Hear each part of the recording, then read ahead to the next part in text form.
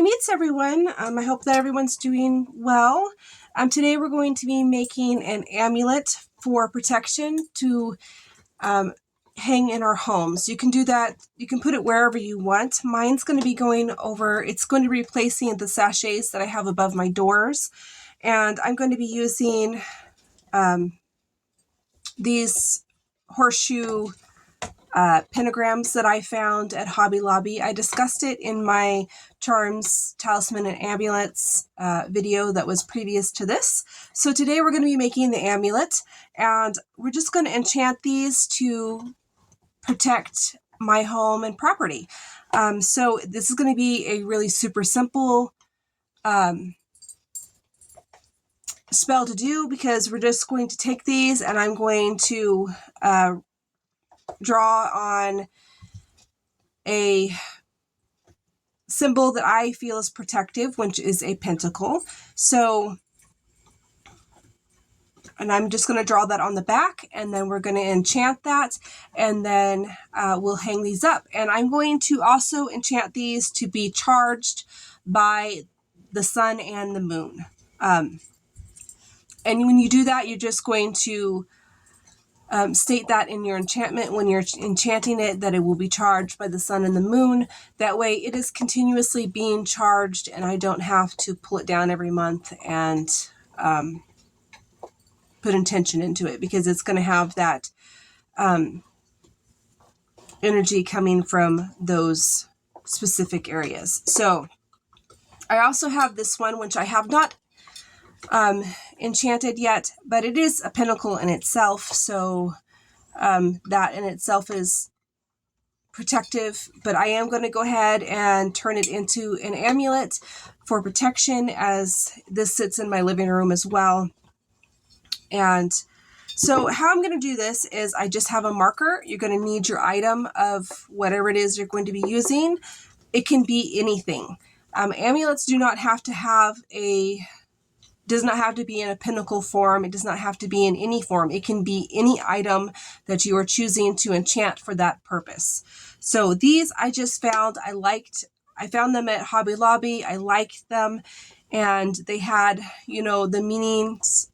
For me, the horseshoe is luck, because it's a charm in itself. So when I'm enchanting it, I'm going to enchant the horseshoe for luck and the star for protection. And once again, the dogs are being a pain, so hopefully that you can't hear that, but they're over there wrestling on the floor. But I want to go ahead and get these videos done for you while I have some time today. So let's go ahead and get started. So all I'm going to do is I'm going to draw my pinnacle on the back, and then we're going to enchant that. And I just have a marker from the dollar store. It's just a metallic marker. So you can use any marker. I'm using a gold one. The color has nothing to do with it. It's the fact that this is already a dark color, and I just want to be able to see it on the back. Come on, guys. So I'm going to draw my pinnacle, and I am not the best artist, and this is really tiny, so I'm going to try and do it the best that I can.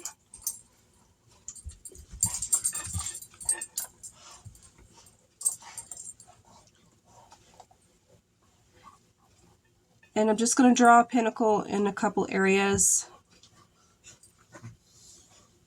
So the number of pinnacles has nothing to do with anything. You can use certain numbers if you'd like, but for me, it's just the space that I have. So I'm going to do the same thing for this one, because I'm doing 2.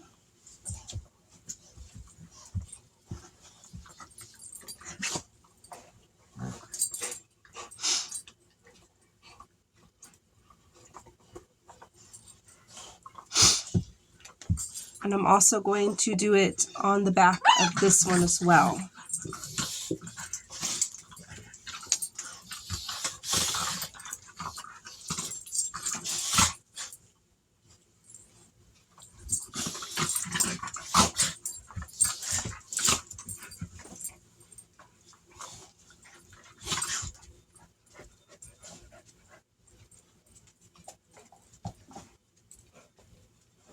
If you can hear that, that's my dogs wrestling over there like a bunch of dummies. animals. Okay, so now how we're going to activate this is we're going to enchant it for protection.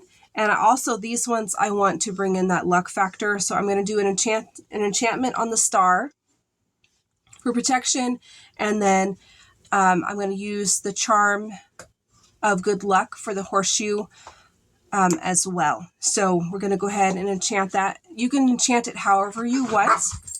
It just needs to be something along the lines of, you're activating this amulet for the power of protection, protect my home and property, something like that. You can call in your deities or the elements or whatever it is that you use, your ancestors, guides, whatever, to help you with that. But it just needs to be something along that lines. I don't give you guys enchantments. I prefer that you guys come up with that stuff on your own, but I do kind of give you guidelines of what you should at least say. So something along the lines of you are activating this amulet for the power of protection, and this amulet will be recharged by the sun and the moon, something like that. So I'm going to go ahead and do that, and then I will come back and we'll go from there. Okay, so I have charged each one individually, and I have added that I want them to be charged by the sun and the moon. So that way they're getting the sun and the moon's energy, because when the sun and the moon are out, these are being charged to continually fulfill their purpose of protection of my home. So you can use any item that you want as an amulet. You just need to enchant it. You don't even have to put the symbols on the back. I am a visual person, so that helps me to be able to visualize that I need, what that's for. But you don't have to do that. You can enchant anything. If you have a decorative vase in your room that in your living room, you can enchant that for protection and turn it into an amulet. You can turn your furniture into an amulet. That's going to take a lot more. The bigger the item, the more power it's going to need. But anything, the sky's the limit. So you can, I honestly think you can enchant your doors, which I think is a really great idea, to turn your doors into an amulet to protect your home, because that's, your first line of defense is your door. And like I said, these are going to be going above my doors, and they're replacing the sachets that I have there now. And I just kind of wanted to try something different.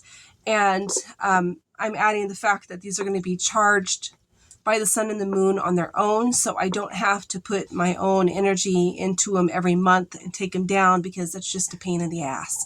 So, and no one has time to do that.